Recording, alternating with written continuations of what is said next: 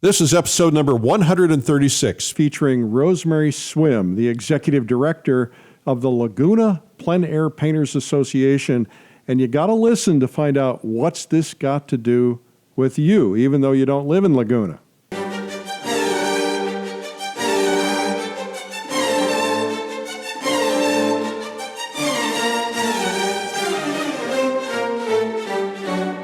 This is the PleinAir Podcast with Eric Rhodes, publisher and founder of PleinAir magazine. In the PleinAir Podcast, we cover the world of outdoor painting. Called PleinAir, the French coined the term, which means open air or outdoors. The French pronounce it plein air. Others say plain air. No matter how you say it, there is a huge movement of artists around the world who are going outdoors to paint. And this show is about that movement. Now, here's your host, author, publisher, and painter, Eric Rhodes.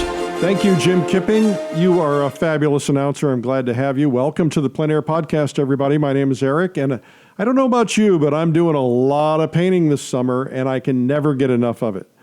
The summer is really going by quickly, though. I don't want it to end. I love to paint. I love to be outdoors. I just love being with my friends painting. And I have to admit, though, that I'm looking forward to the fall, because the fall, I've got a lot of cool things going on. I got a group going to Ghost Ranch where George O'Keeffe lived. It's called Fall Color Week. It's a week of painting with me and some friends and you, hopefully.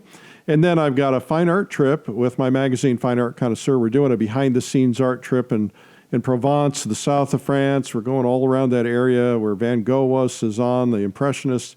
And it's not painting, it's kind of seeing art from behind the scenes, and it's an incredible trip. This is our 10th, and so we've got a really cool thing planned for the 10th. Can't tell you what it is, but it's really cool. That's all I can say right now. The people that are there are going to be surprised. It's a pretty small group. Only got a couple of seats left to that. We're then heading, for those who want to continue on, we're going to do Edinburgh, Scotland, home of Harry Potter. Anyway, you can learn about Fall Color Week at fallcolorweek.com and the art trip at finearttrip.com. Coming up after the interview, I'll be answering art marketing questions. But first, let's get right to our interview with Rosemary Swim. Rosemary Swim, welcome to the PleinAir Podcast. Well, thank you. It's an honor and a pleasure. So for everybody's benefit, tell us what your title is. I am officially the executive director of the Laguna Plein Painters Association and have been since 2009. Okay, terrific. So one of the reasons I wanted to have this dialogue on the PleinAir Podcast is because the Laguna Plein Painters have really had a huge impact, not only historically on plein air painting back before we were all alive, but also recently. And you may or may not know this. I probably have told you this at some time or another. But the very first plein air event that I ever saw in my life was the LPAPA event. And I didn't know anything about art. I wasn't a painter. I was not even interested in it, so to speak. But my wife and I were visiting Laguna one weekend, and it happened to be when your event was going on. And so we wandered into the show at the Arts Center, I suppose. And I remember seeing a painting that I just was like, I'd never seen anything with so much energy. And it was a small painting, and it was, I don't know, it was $1,200 or something. And it was like we went away to talk about it, and we decided to buy it, and we came back, and it was gone. So that was my very first experience with you guys. Well, I'm excited that your first experience and honored that your first experience was at a LPAPA event. And that was probably when we were doing our, our invitational in collaboration with the Laguna Art Museum. That would be correct. Yeah.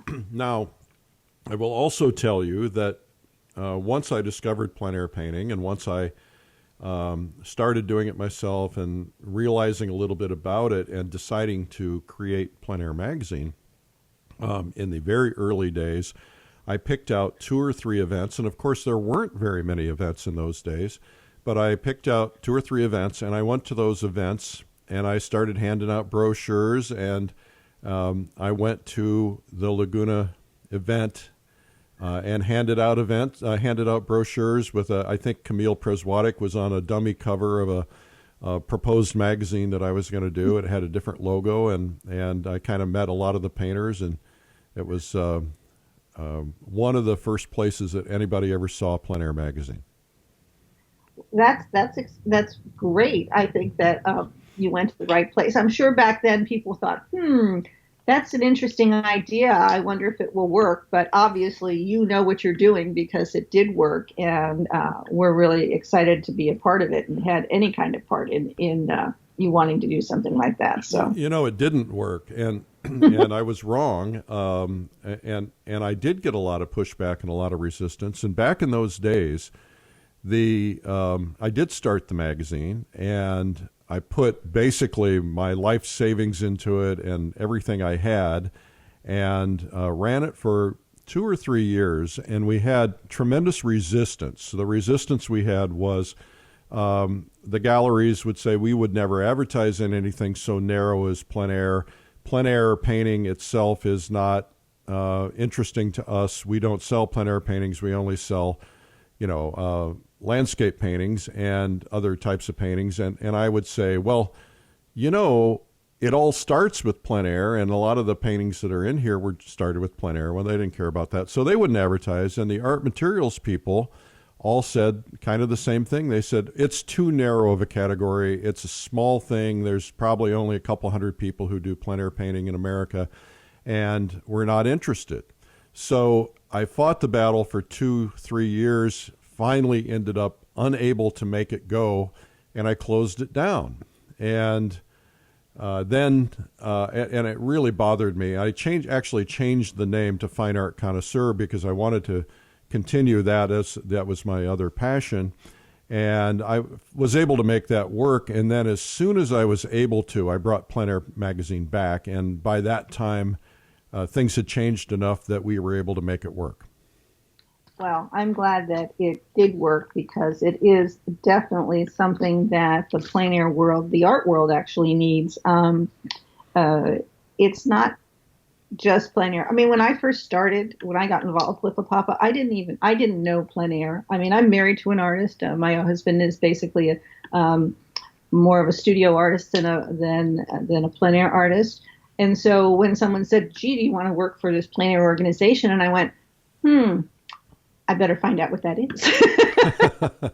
And I'm really glad I did.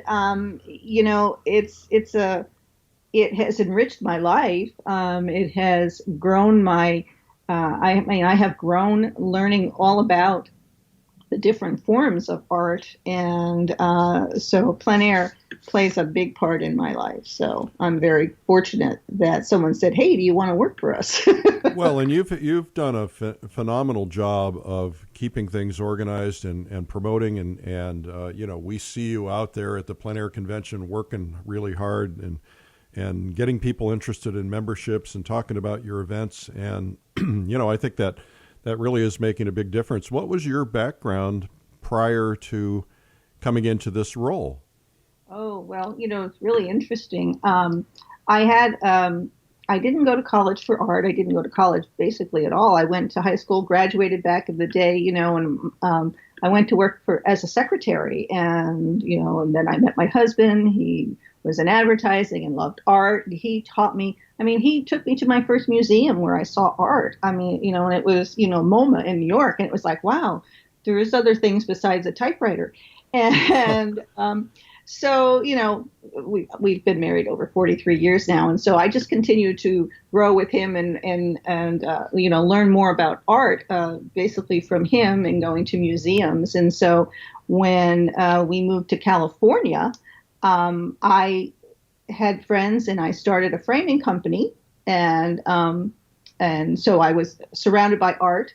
And then after that, which I did for like 12 to 13 years, I think I got tired of doing that. A little too physical at that time. And I decided that I still wanted to stay in art. And a friend introduced me to the Laguna Plein Painters Association, which at the time was looking for a part-time person to just do 1 or 2 of their events. And so I met with them and I thought, well, if I'm going to become involved with an organization that promotes art, I need to really know more about it, know how I can help them. And so I did a little research and I took the job, and it has grown since then. So the part time job with one or two events, is a full time job with so many events. But I'm very excited to be part of it. I am the only, as a nonprofit, I am the only employee. The whole organization exists because of the wonderful working board and all of the volunteers and the great artists. So I'm surrounded by amazing people. So well, let's talk about the history of LPAPA. When did it start? Why did it start? What was the purpose?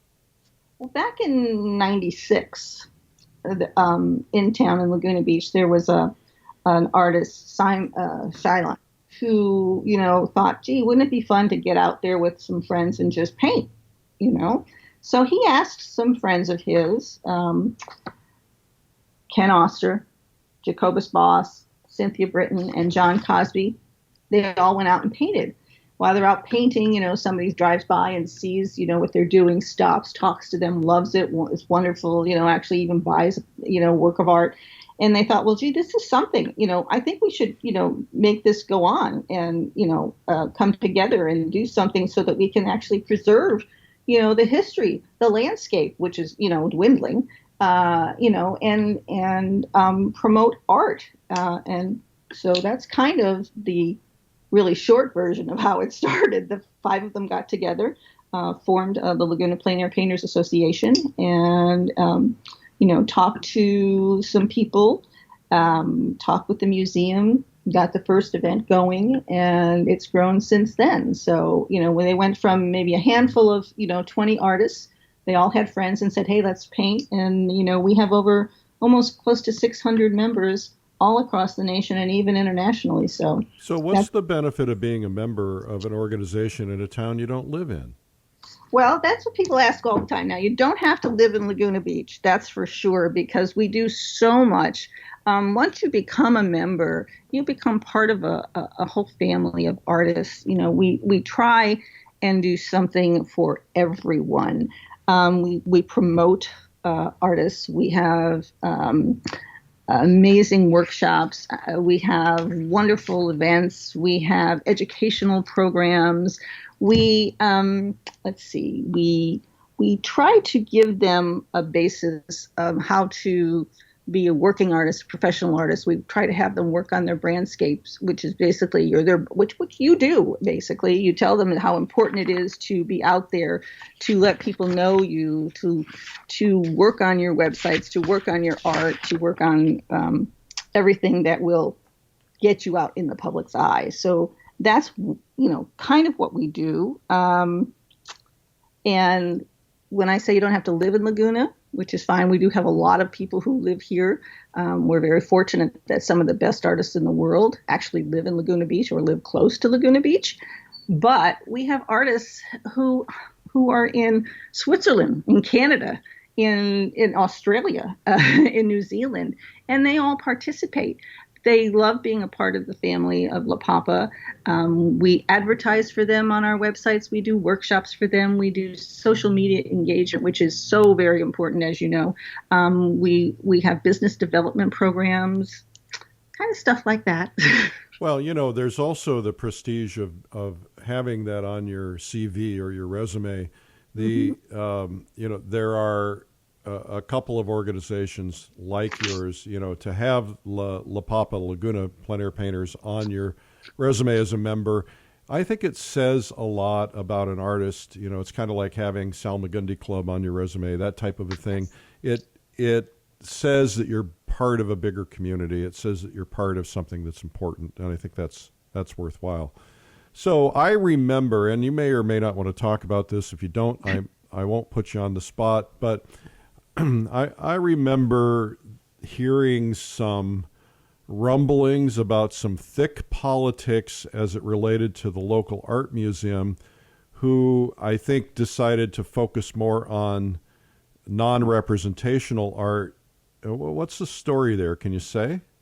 Well, we had a very nice, well, my experience, okay. We had a relationship with the museum since La Papa's beginning in '96, and they did events, and they did our main event, which was the Invitational, and they did it for a number of years.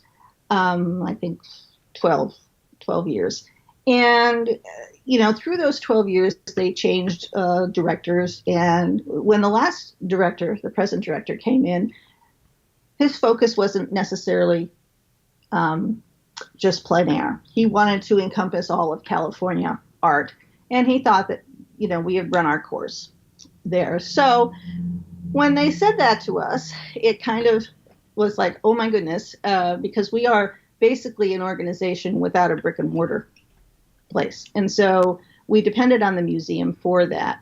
But in hindsight, it was a blessing that we had to grow up, put on our long pants, and become stronger. And we did. And we went out and we found people to help us, and we continue to go out and find people to help us. We grew. We organized the event all on our own, and it has become one of the best events, I like to say, in the country. So it was sad to see our relationship lessen, but in the long run, it was great. Well, there's a silver lining in every dark cloud. So there is a silver lining. It is unfortunate at times that the museum, the Laguna Art Museum, has some of the most beautiful plein air artwork there is. And they last year celebrated their centennial. And so all of that great plein air collection was out because that's actually how the museum was formed. It was first the Laguna Beach Art Association, and they had a small gallery. And so you had Anna Hills, and you had Redmond. I mean, you had all of the greats there. And that's where the art came from. And that's how the museum started. So last year when it was their centennial, all the art was there. So you could go and see the most amazing work. Now you only see a small portion of it at times because they do focus on other genres of art. So what's unfortunate to me, from my perspective, plein air painting and interest in plein air painters and paintings has never been higher.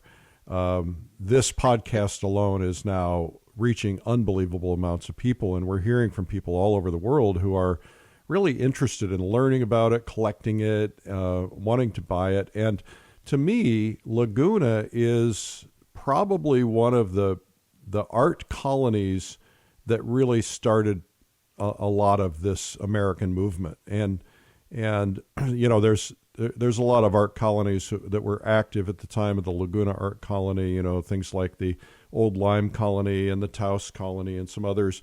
But there were so many great artists that came out of there that represent a really important part of the American art history. And Laguna, because of its draw in the art community, because they have these marvelous art events, what I don't know what they call it, the live thing that they do where they yes, the Festival of Arts, yes, Festival of Arts where the Pageant of the Masters, Pageant of the Masters, right, where they mock up paintings and do them live with live people. I mean, it draws people from all over the world, and the Laguna Art Museum has this opportunity to be the magnet or the foundation for plein air painting. Really, it's there, and then it's the Irvine Museum up in Orange County that are really focused on plein air painting and the important, rich history of plein air. So we need to kick those people in the butt a little bit and help them understand what they're missing out on. But in the meantime, you guys are doing a fabulous job. I agree with you. It is one of our sad moments that we don't have enough plein air representation with our museum. And we continue to work on that. I have to tell you, we approach them all the time and ask her, if they'd like to do a signature show, or if they'd like to do, we could, do anything that we could possibly do to have plein air be the focus of our museum. And so we're not going to stop trying, but I have to say, we are incredibly grateful to the Irvine Museum because they partner with us on our educational program, which is so important to us. It's one of our main programs that we really put a lot of energy into. And one of the aspects of that program is where we actually take the students to a museum so that they can see the art. And because we can't take them to our local museum, Irvine Museum is kind enough to partner with us and take them on docent tours and things. And so we're fortunate in many ways, but sad in some other ways. Well, we'll just build another one. We don't have to have that one. We'll just, there's enough people that listen to this podcast that would put up the money. There's one or two people I know that could buy the land on the ocean, put up a building and endow it for 100,000 years. Well, I would love to be introduced to those people because that's actually one of our strategic plans is to eventually have a LPAPA PleinAir museum, and that's our big goal. I think you'll do it, and that's one of my goals too. It's something that I'm kind of quietly working on, is to build a museum, and I wanted it to be in a major metropolitan area, because I want PleinAir painting to be front and center for the world. And I think there needs to be a major one in the West and a major one in the East. And so I think that's something we can work on together. Maybe you'll hear from somebody. In the meantime, though, I think your education programs are really wonderful. The thing I remember was one of the most eye-opening experiences was to watch a busload of inner-city kids from Los Angeles come down. They were given easels and paint and canvases, and there was a famous PleinAir painter that worked with each one of them individually. And to watch these kids painting for the first time and to watch their eyes light up and to have completed these wonderful paintings with the help of people who were, some of the best painters in the world, it just was such a wonderful experience. And it's something that should be duplicated in every community across America. So tell me more about your art education programs now. Yeah, that's again one of my things that I work really hard at to try and grow. We have our educational program is called the PleinAir Project, and it has many different levels. It started with one of our artists, Jeff Sewell, who is now our director of education, and he would just go to his kids' school. It's like bring my daddy to work and show him what he does at school and show him what he does, and it kind of started there where he would go in, explain PleinAir, do a little bit of, do a little painting or whatever. And then it became so incredibly popular that I said, we need to sit down and really develop this program and make it grow so that we can just get the word out there to everyone. And so what it is, basically, there's four different levels. It starts the kids program, which is our younger generation, basically is kind of formatted for third, fourth, fifth graders. And what we do is we send an artist in. It's kind of like a 3-part program if the schools have enough time. And that you go in and you tell them you explain what PleinAir is and the history and, all on a level that kids can understand so that they're excited about it. And then the next event is where the artist will go in and do a demo. Kids come up and watch them paint and whatever. And then the third part of it is in conjunction with the Irvine Museum. If the schools can't afford to transport them to the museum, the Irvine Museum covers the cost and sends school buses and sends them to the museum where they have docent tours and they learn all about the art that's up on the walls at the present time. And then the last part, which is one of the most fun parts, is where you see the kids. We take them out to a location and we give them easels and paintbrushes and paints, and they are painting. They're doing their own masterpieces, and they are so excited. Their faces are just a joy to see, and the questions they come up with, and like, oh my goodness, I didn't know if I made this color, if I put these two colors together, I could make this color, and then they write these wonderful little notes back that was just, it excited them so much, and it's become so popular that we can't really get all the schools that want us, and so we're trying to develop it, get more people involved, because at any given time we do anywhere from 30 to 60 kids per session. We reach about 3,000 kids, maybe over, we've reached probably over almost 4,000 kids in 2 years with this program. And so that's the one part. And then we have the next generation, which is the college. And we invite them to partake in part of our invitational so that they get a real understanding of what it is to be a professional artist. And they go through the same processes where they do a quick draw, and they have to do this to enter, and they have to do the whole thing. And so it's a real learning experience, and yet a real fun experience. And then they're awarded prizes and things. And then for our now generation, which is us, anybody who is and has any love of art, whether they're an artist or just a supporter or collector, we have plain talks. We have artists come in and talk. We have artathorians come in and talk, and people just love to come and listen. We do some paint and sips, which are kind of fun. And but those are parts of our PleinAir project. We have paint-outs, we have workshops. We have started, the last few years, we've actually collaborated with a lot of the other local art organizations here in town, so that we can reach even more people. And so those have been very gratifying as well. So we continue to add more and more as we can. So that's just kind of an overview of our educational program. You very graciously invited me to your 20th annual Yes. LPAPA Invitational, and I had a conflict and could not come, unfortunately, but it was something I've always dreamed of doing. And now you've got a 21st annual coming up. Tell me about the Invitational, a little bit more about that, and then what you have planned for the next one. Well, this is our 21st year, and every year we try to make it better and better.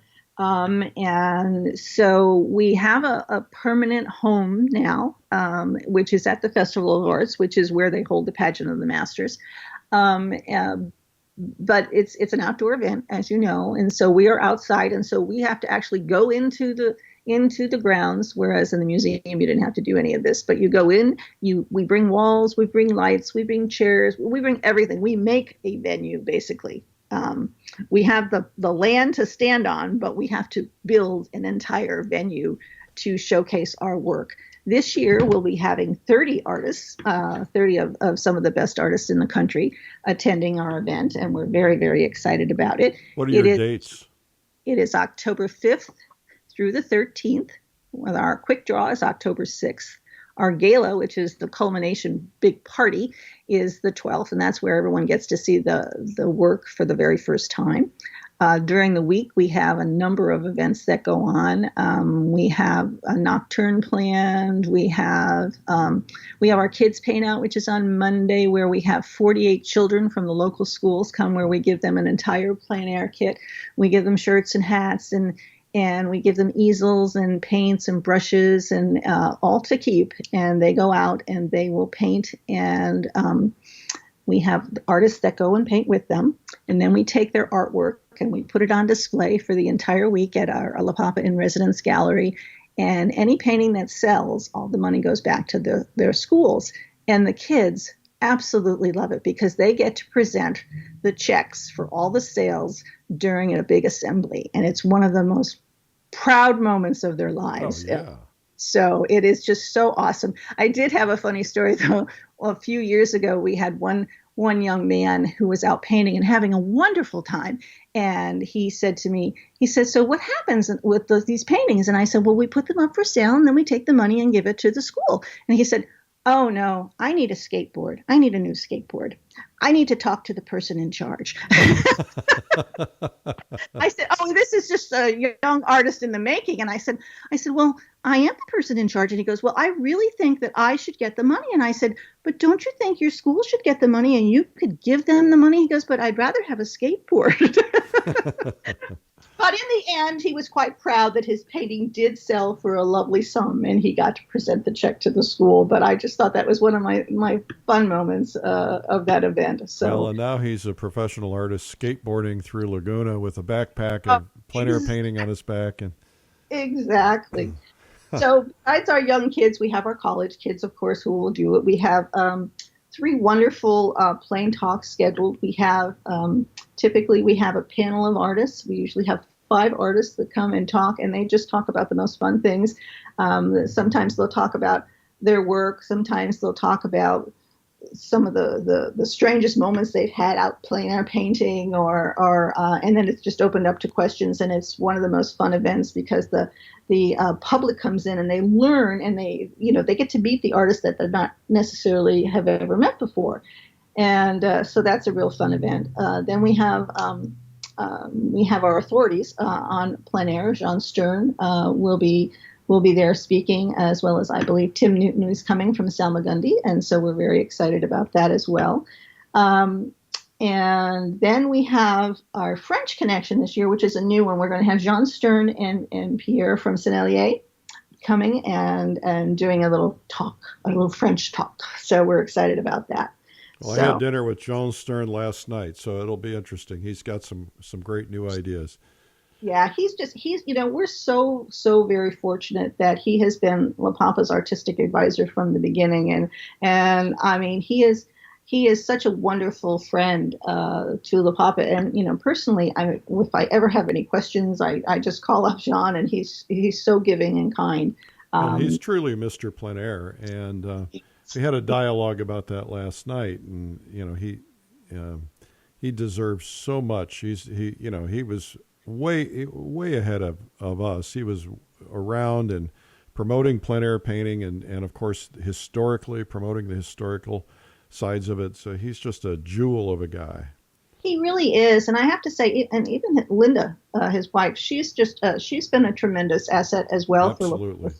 She's been so supportive, and every artist, she knows every artist, she knows every, I mean, she's wonderful as well. They make a wonderful team, and we're very grateful that they're part of La Papa's family. So Absolutely.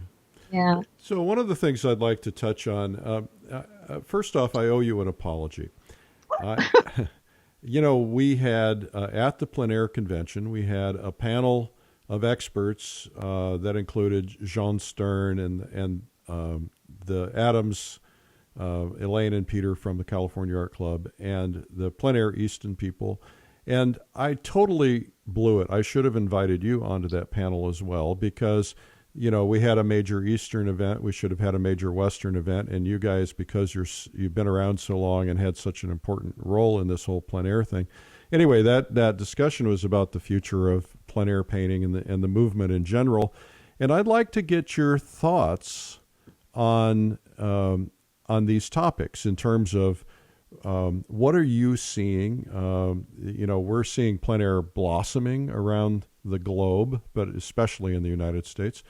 What kinds of things are you seeing, and what are you thinking about in terms of what our future is and what we should be doing to strengthen it, keep it strong, keep everybody involved in community, et cetera? Well, first of all, I thank you for the apology. It wasn't necessary. I understand that there's so much going on that it was, might have been a small oversight, and that's okay. La Papa knows that where we stand in your eyes, and we're very grateful for everything that you do for us. That panel was wonderful, and I have had an opportunity to be on a panel, with people from Easton as well, and it is exciting, and what they're doing is wonderful, and I kind of echo some of the things that they're doing as well. I think plein air is here for the long run. I think that more and more people are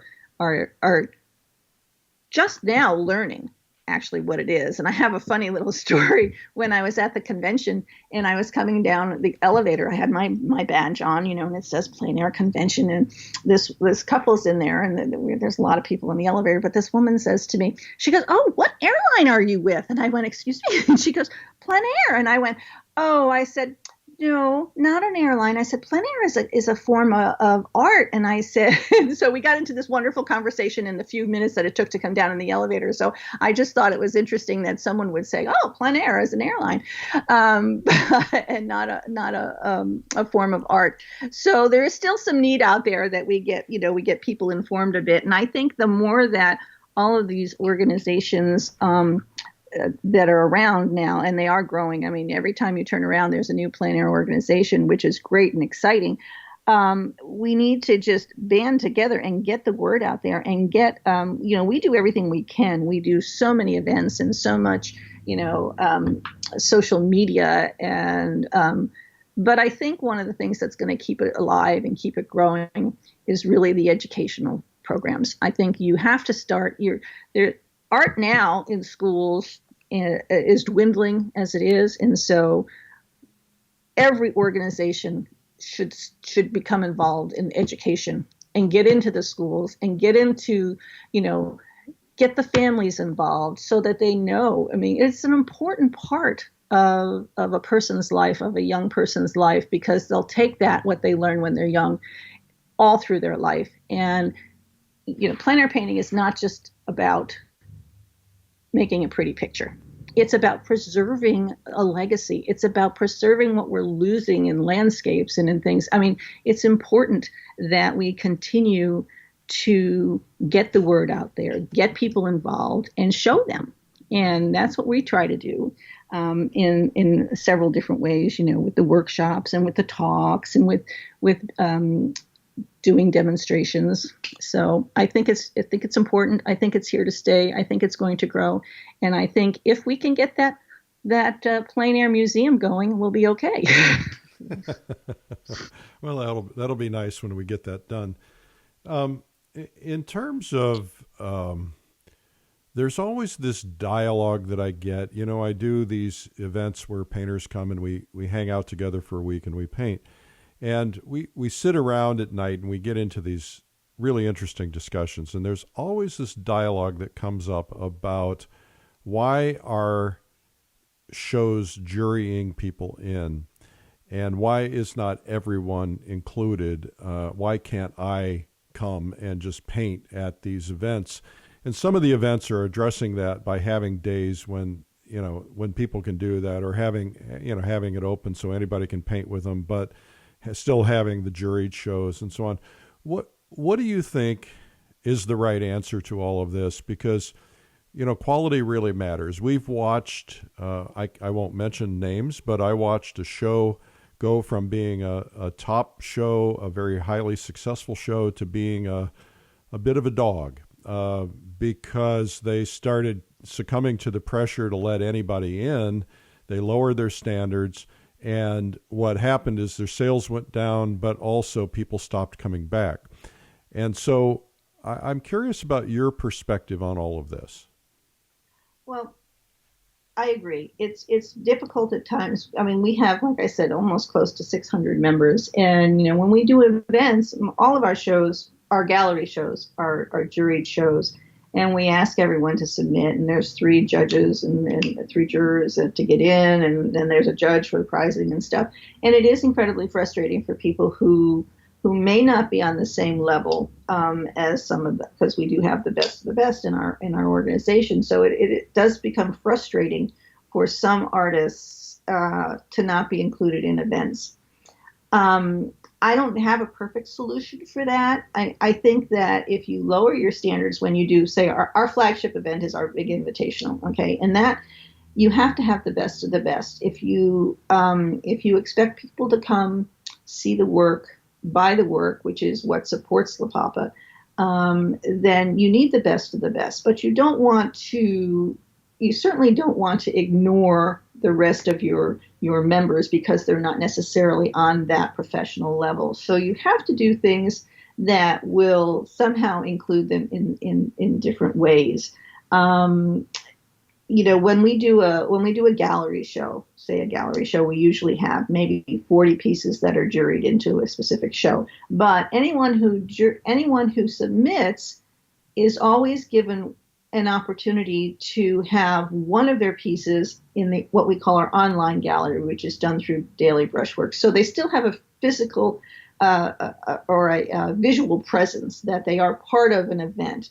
And it can be dangerous because you have some, not so great art right next to some beautiful art. But it's the only opportunity that we might have for this particular individual or a number of individuals to actually be recognized as part of this event, which is why, we have a separation between a gallery show where it's the best of the best and then the rest, which is great, but not necessarily didn't make the cutoff. So we don't want to diminish what other people are trying to do, because we want people to grow and continue to enjoy. And, you have to have some failings before you can have some successes. And so you want them to continue to be engaged. And so, we try and do other things that will have them engaged. When maybe we'll do a big paint out and have everybody's artwork there. It's not necessarily a show, but it's at least so everyone can see it.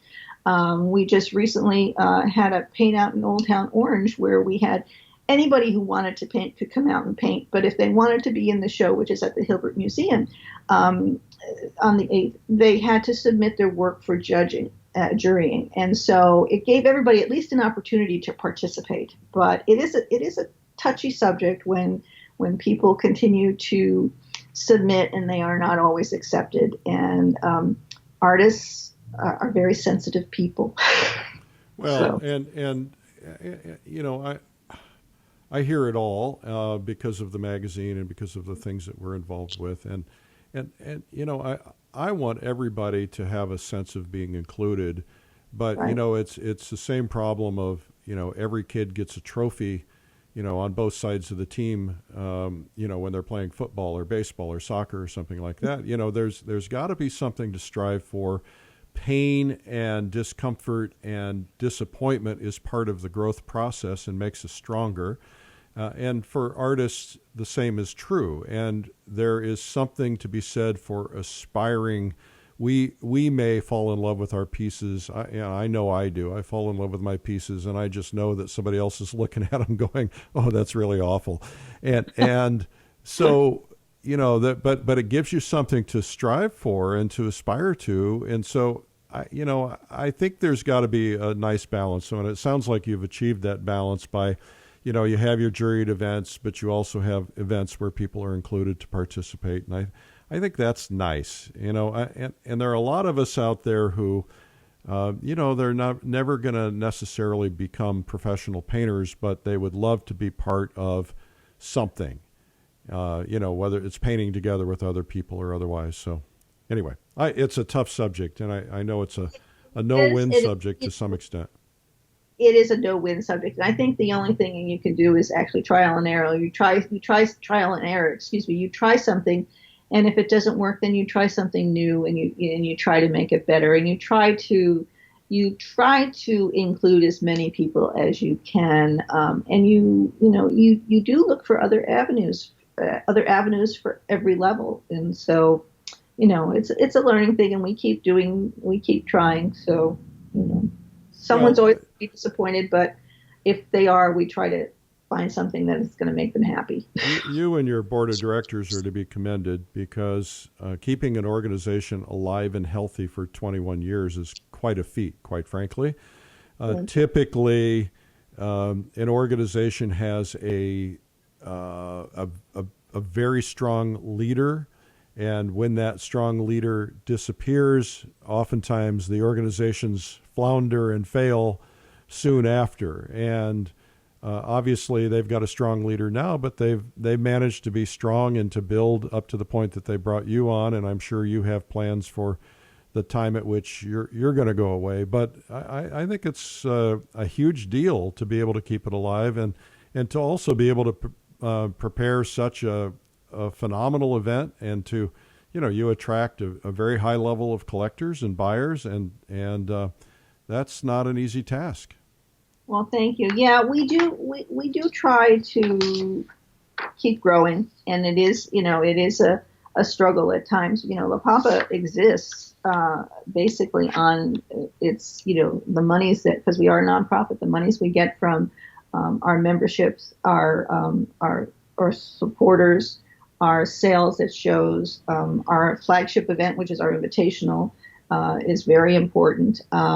But and grants, and so it's an interesting way to keep an organization going, and it becomes more difficult as we go on because there are so many needy organizations out there, and art isn't always the first thing that someone's going to want to donate money to, because they may have limited funds. But we have been fortunate, and we will continue to strive, always looking for supporters and collectors. And we have a great family of artists. We have a great board of directors. We're so fortunate to have a wonderful volunteer group that just helps us. The National Charity League, I don't know if you're familiar with it or not, it's a national mother and daughter foundation all across the country, and they're very philanthropic, and they choose different organizations to help volunteer their time with. So whenever we need a volunteer for any event, we put in a requisition, and they are just there to help us through everything. And so we're very, very fortunate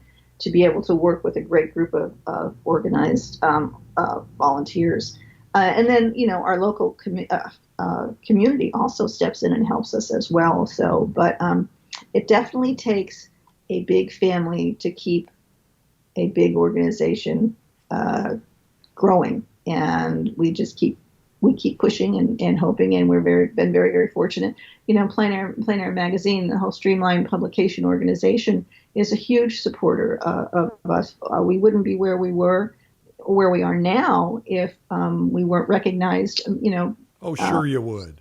Oh, well, I don't know if we would be, but I think we wouldn't be as recognized. Stop. You'd be just fine. You would be just fine. Well, we are very but grateful. We're happy to help, and you've been very supportive of us as well.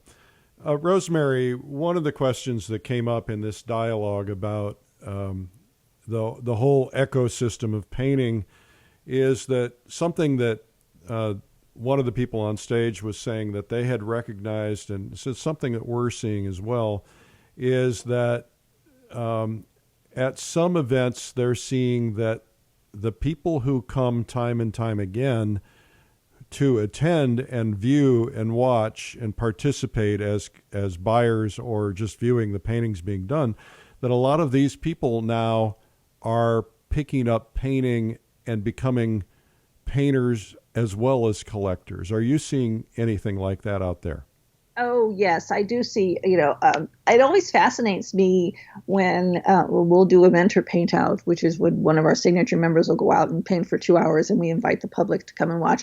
That the people that will flock to watch a person paint, they'll watch for 3 hours, and they're just so absorbed watching every brushstroke, and then they just get so excited, and they think, wow, that looks like it would be really fun, and so they want to try it, and I think that's great.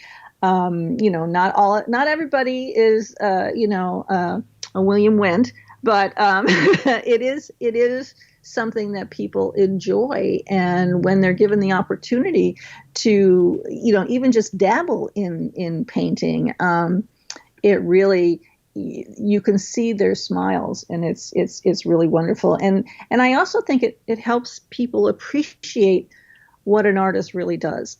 When somebody paints a painting in 2 hours and they charge a certain amount of money, and they go, well, but it only took 2 hours. Well, it's not 2 hours. It's 40 years in 2 hours, or it's the talent that goes with it. Just because you pick up a brush doesn't mean that you are as talented as the next person. But everybody has a talent, and I think if you want to paint, you should go ahead and paint. I think that the more you do it, the better you get. Well, and that in our world, the magazine world, there's typically an advertiser who's trying to reach a particular group of people. Mm-hmm. And in our particular world, it's kind of interesting because it's kind of both, right? So that I did a survey at PleinAir convention. I didn't do it this year, but I did it a couple of years ago. And I asked everybody in the room, raise your hand if you have purchased a painting from somebody else in the last year. And about 95% of the hands went up. And I said, keep them up if it's 5 or more, and keep them up if it's 10 or more, and so on. And a significant number of people that are painters are buyers. And I think we're finding in our world, our magazine, a lot of magazines like Fine Art Connoisseur is a collector's magazine.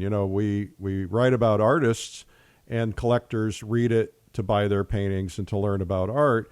In the case of PleinAir magazine, we write about artists, and the people who buy it are both artists because they want to be part of that community and see what's going on, but they're also people who are the spectators who are buying the work and like to go to these events and live vicariously through the artist because they're not doing it.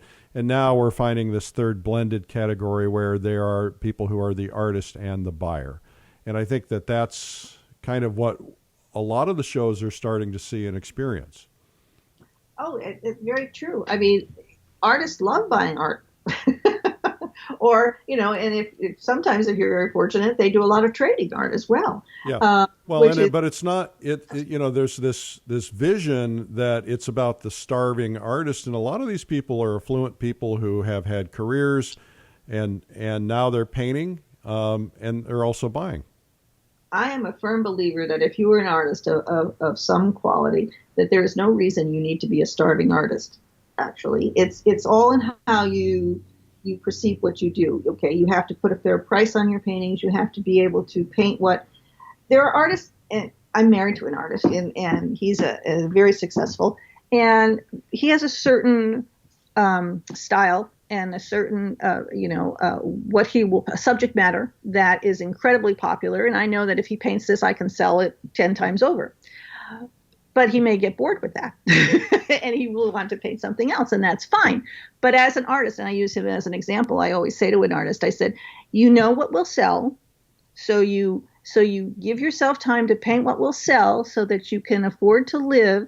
So while you're living, you can paint what you want to paint, which may not necessarily sell, but you have to have what you know is going to sell, which is good, which then entitles you or gives you the opportunities actually to paint something different, which may excite you as well. So there's no reason to be a starving artist. You just have to wrap your head around it and figure out how to make it all work. Well, there would be people who would probably debate you on that, and I won't name names. And it's the greatest debate in the world because when I'm teaching marketing class, I say, look, if you need income, if you can get income by painting a couple of things that are going to sell, that beats going out and cleaning toilets or whatever it is that you might have to do to get income, because at least you're painting, you're improving your hand-eye coordination, you're doing something you love, and at the same time, there are others who say, no, you got to just paint what you love all the time and it'll eventually come. Well, I think that's probably true too, but sometimes you have to wait it out, and if you got to make a living to wait it out, that's a tough one. That's very true. I mean, I've been very fortunate that, we my husband has been able to support a family on his art, and you can do that. You absolutely can do that, because just as you said, you have to paint a little bit so you can have some money and then you paint the other stuff. So I want to bring up something else. There was a dialogue at dinner last night, and it's on my mind, and I'll just bring it up to you because you're so ingrained in the PleinAir community. There are a lot of people out there who have taken up PleinAir painting and are feeling a little bit of pressure to become professionals. And I was up at my Fall Color Week event, and I was telling this person last night, well, it was Jean Stern actually, and there were a couple of people up who I oftentimes, when I'm at my publisher's invitational events, I'll say, hey, I've got some extra time at night. I'd be happy to give you some free marketing advice or otherwise. And so there's usually 5 or 10 people that I coach for half an hour, an hour. And I remember last year there were 2 people who said to me, I need to figure out how to sell paintings. And I said, well, what'd you do with your career? And well, I did this and that, and I'm retired now. And I said, do you have plenty of money? And they said, yeah, it's not about the money. I said, well, why do you want to sell paintings? And they're like, well, I guess because I thought I should have to, that's what I should be doing. And both of them said essentially the same thing. And I said, look, if you don't have to make a living to do this, why not just enjoy it for what it is? And what it came down to is a lot of these people want to participate in shows or competitions with other artists because it helps them elevate their game, but they don't really care if they're making a living on it. And it's really more about, I'm searching for recognition, not income. So I think that there may be room for specialized events that are for non-professionals that may not be about selling, that may just be about judging or jurying or awarding or some such thing like that. What's your thought on all of that? I do think that there are, I think that it works both ways. I think that the people that have to make a living and sell their art, I think that there's room there for them. I think the people that don't need the money and want to paint, I think that's wonderful. And if a painting of theirs sells, it gives them a big chest building thing. I mean, they're just like full of pride that someone would love their artwork enough to spend money on it. I think that you can have the best of both worlds. I think we do a couple events that are more what we call cultural exhibitions as opposed to a sales exhibition. We do a big thing at our city hall here in Laguna Beach, which is very supportive of the arts. And we have people, I open it up to anyone who wants to submit, and we look at the work, and we have about 60 or 70 works of art that are up for 3 months, where everyone comes into City Hall. And they have some of the best art in the country. I mean, they have some of the masters actually hanging in some, offices and conference rooms and things. And so to be able to hang, an artist's work amongst that kind of work is wonderful. They're not for sale. If someone has an interest, they'll call me and say, gee, is this for sale? And I'll put them in touch with someone. So you can have events where some things don't have to be for sale. I think if a person wants to paint because it just gives them joy, then that's what they should do. I think if a person is painting because they need to make a living and that's how they support themselves and their family, then they need to continue to do that and work hard and search out venues and organizations that will help them grow and support their work and get the recognition that they need. Unfortunately, one of the things someone will say to an artist is, well, what gallery are you in? For some reason, some, consumers believe that if you're not in a gallery, then you're not a bona fide artist and then you're not worth buying.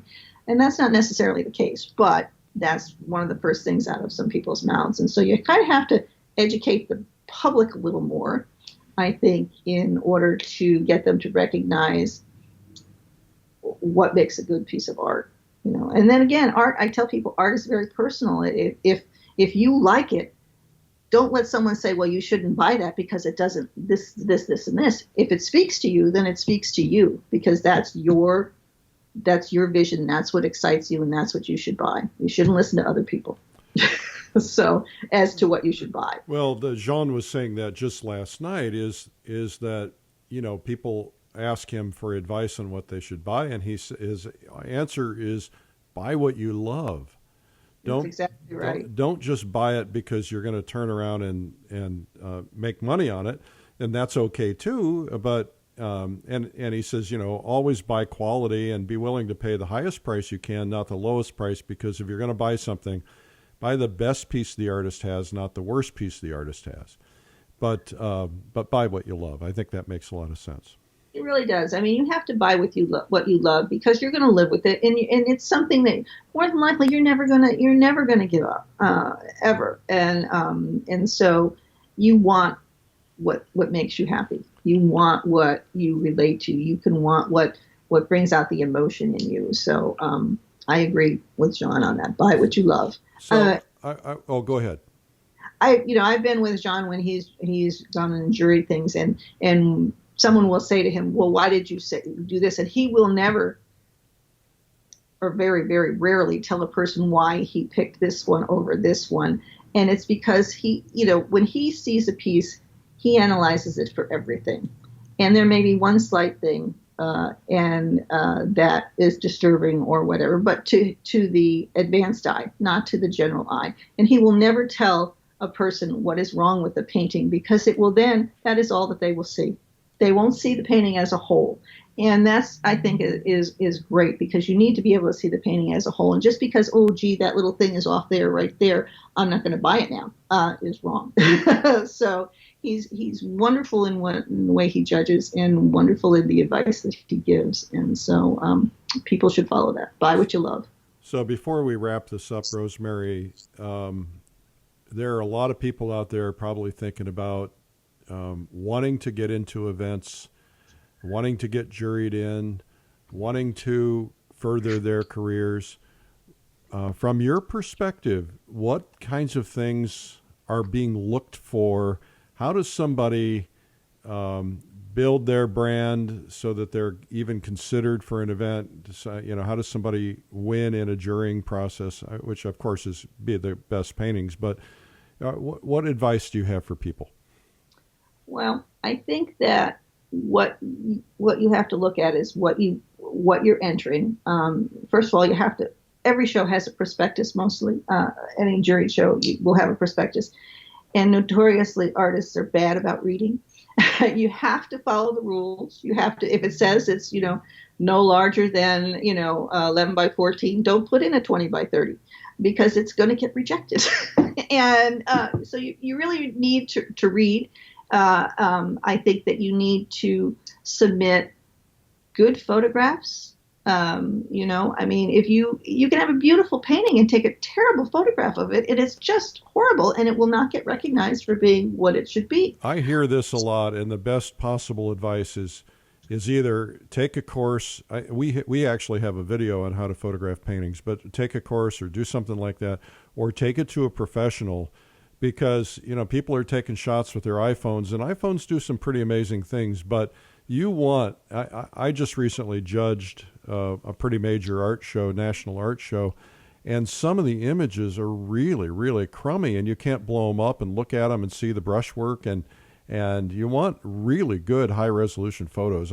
I totally support your idea on that. Absolutely. I mean, that's one of the most important things, is because, there's no getting around. You can't get past it. That's it. It's horrible. And, it could be beautiful when you see it. But if you can't first see it in a photograph, then it's never going to get any further than that. I think that you have to continue to develop your craft. I think that you can be the best artist in the country, but I think that you can always learn. I think that you need to stretch yourself sometimes, do something that you're not necessarily comfortable with. I think that there's always room for improvement, and I think it's know when your painting's done. Artists are notorious for not knowing when to stop, and not be so hard on themselves. I think that artists tend to think, at times, oh, that's the worst thing I've ever done, and actually, in reality, it's one of the better things that they've ever done. Pardon me. So I think advice would be to give yourself some slack, let yourself enjoy what you're doing, but continue to strive and grow. And remember to, again, submit the best that you can do, and hope it's recognized for what it is. Rosemary, any final thoughts for our listeners?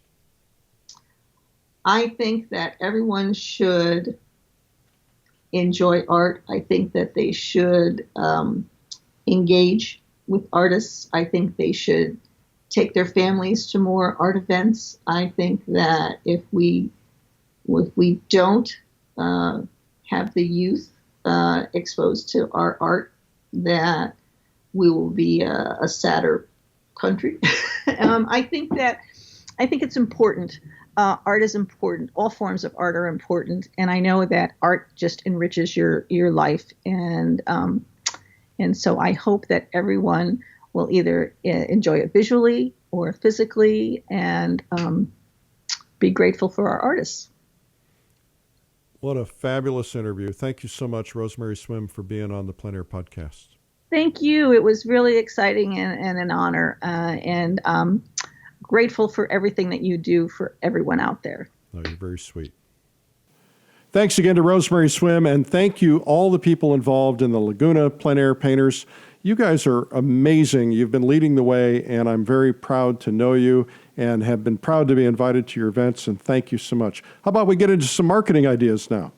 This is the Marketing Minute with Eric Rhodes, author of the #1 Amazon bestseller, Make More Money Selling Your Art, Proven Techniques to Turn Your Passion into Profit. In the Marketing Minute, I try to answer your questions. Of course, you can always email me, eric@pleinairmagazine.com. Tell me your name and town, please. Here is one from Fraser Lee in Williamsburg, Virginia. Fraser says, when are you going to talk about framing? I struggle with spending money on frames.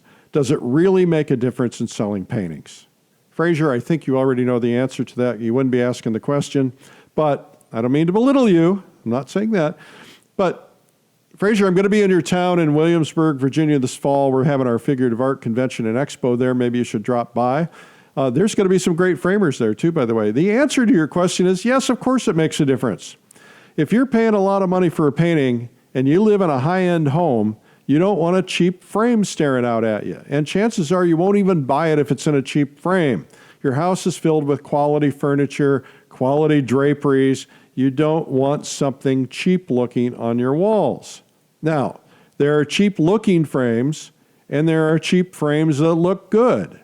You just got to find them. There's some great-looking, low-priced frames out there. And I got to tell you the story. I think I've told this story before, but there's a gallery in the South that had a painting that sat in the gallery for a year. The gallery director said, I was getting ready to send it back to the artist, but I thought, you know what? I think it's the frame. So he took it to his framing guy, a guy who charges like $1,500 for a frame, put it in this beautiful, elegant frame, put it back on the wall, and tripled the price. It sold the first week. It was the frame. Framing makes a difference. Now, you may or may not want to spend $1,500 or $2,500 on frames, but I know people who do it, and it pays. Because remember, frames are kind of like cars. You know, cars are the frames of our lives. And if you're an affluent person and you're driving a Mercedes or a Porsche or a Bentley or a Rolls or something, those are the frames of your self-esteem. And same with your house and your front door and that big house. And you know, if you got a lot of expensive paintings in there, you don't want them in cheap frames. So think about that. Framing is about self-esteem. Put your work in good frames. And by the way, we'll see you in Williamsburg. Hope you'll drop by. Figurative Art Convention. We've got some amazing people coming in. For instance, Nikolai Blohin, who is the top figurative painter in Russia, taught at the academy there, greatest art school in the world. And then the other greatest art school in the world are, yes, there are maybe two, maybe three. John Michael Angel from the Angel Academy in Florence is doing a pre-convention workshop and also on stage. So since you're going to be in Williamsburg anyway, just walk across the street and come on and see us. Okay, here's a question from Tom Powell in Utah. Tom says, I've heard you talk about headlines and copywriting. I do copyright all my work, but I'm not sure what you mean by headlines. Well, Tom, two things. There's two kinds of copywriting. Copywriting, as you're thinking it, is copywriting your work for legal copyright. That's one kind of copywriting. What I'm talking about is copywriting. Writing copy, copy meaning text to help you sell. Copy usually means selling copy, selling text. So for instance, there might be a headline in a copy or text in an ad for a website. Words really matter. They've done all kinds of tests about this. Showing a product in an ad is usually not enough. You need a headline to stop them that says, you know, stop moisture in your house today. You know, if somebody's got that problem, they're going to stop and look at that. So people who do advertising and people who do what's called direct marketing, where they're email marketing or where they're sending things in the mail, they study this. And I've read dozens of books. I've attended lots of seminars. I've bought lots of courses to learn how to write. I'm still learning every day, but every word matters, and you got to get attention. That's why I think words and headlines and copy are so important in your ads, in your emails, your newsletters. Whatever you're writing about, you need to make sure that you've got good copy. Now, this may or may not be for you, but let me give you an example. Let's say you're sending your email newsletter, and in the subject line, one version says, my latest newsletter. Another subject line says, how to make your art collection worth more money. Which one are you going to open if you're an art collector? You're going to open the second one because you want to know how to make your art collection worth more money. And plus, every artist that sends something out, they're sending something out, it's about me, right? Here's my latest newsletter. Well, who cares about your latest newsletter? Tell me something that's in the newsletter that's going to benefit me that I really want to read about. I don't know if I want to read about you. You're assuming I want to read about you. So chances are the second headline is going to get more opens because it's about the reader. It's about benefit to the reader. So always be thinking about that. Headlines matter in a lot of places. Subject lines, if they don't open the email, they're not going to read the email. If they don't read the top line, they're not going to read the second line. If they don't read the second line, they're not going to read the third line. So crafting your messaging very carefully really matters. This is all proven science. And things without good words don't get great response. I mean, even the Bible, in the beginning, right? So I hope these marketing ideas have been helpful to you. Remember that if you want to go on the fine art trip where we go to Provence, check it out, finearttrip.com. Or if you want to go to Fall Color Week, it's fallcolorweek.com. That's coming up, both of them this fall. And if you've not seen my blog that comes out on Sunday mornings where I just talk about life and philosophy, it's called Sunday Coffee. We like to have coffee together on Sundays, and I hope you'll join me. It's free. Go to coffeewitheric.com to sign up today, and then you'll get it automatically every Sunday morning. And by the way, I don't do any selling in it either, so just all very pure. Well, this is always fun. Let's do it again next week. Until then, happy painting. I'll see you then. I'm Eric Rhodes, publisher and founder of PleinAir magazine. Remember, it's a big world out there, and you need to paint it, and paint frequently while the weather is good. We'll see you. Bye-bye. This has been the PleinAir Podcast with PleinAir Magazine's Eric Rhodes. You can help spread the word about PleinAir painting by sharing this podcast with your friends. And you can leave a review or subscribe on iTunes so it comes to you every week. And you can even reach Eric by email, eric@pleinairmagazine.com. Be sure to pick up our free ebook, 240 PleinAir painting tips by some of America's top painters. It's free at pleinairtips.com. Tune in next week for more great interviews. Thanks for listening.